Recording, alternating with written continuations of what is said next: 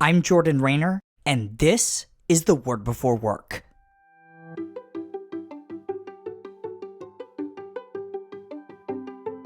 Today we're reading from Genesis 41, 15 through 16. Here's what it says.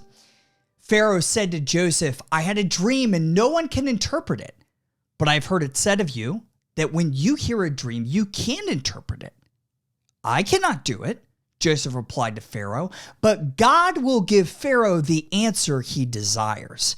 Again, that's Genesis 41, 15 through 16. Joseph was in prison unjustly. So when the guards told him that the Pharaoh needed his skills, Joseph must have sensed some hope that maybe, just maybe, his talents as a dream interpreter could earn him a literal get-out-of-jail-free card. With that context, we almost expect Joseph to trumpet his own abilities to Pharaoh. But when Pharaoh gives Joseph that opportunity, Joseph deflects the glory that could have so easily been his.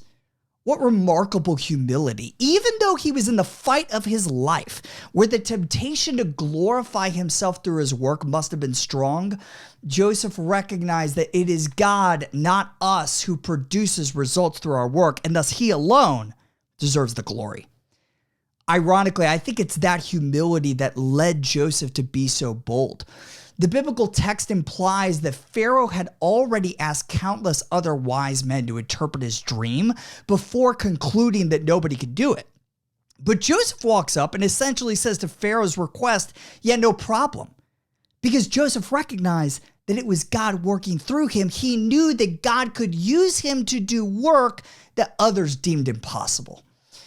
Whether you're an entrepreneur, a writer, a teacher, a stay-at-home mom, or a designer, you have an unfair advantage, believer. You have the God who is able to do immeasurably more than all you ask or imagine living inside of you.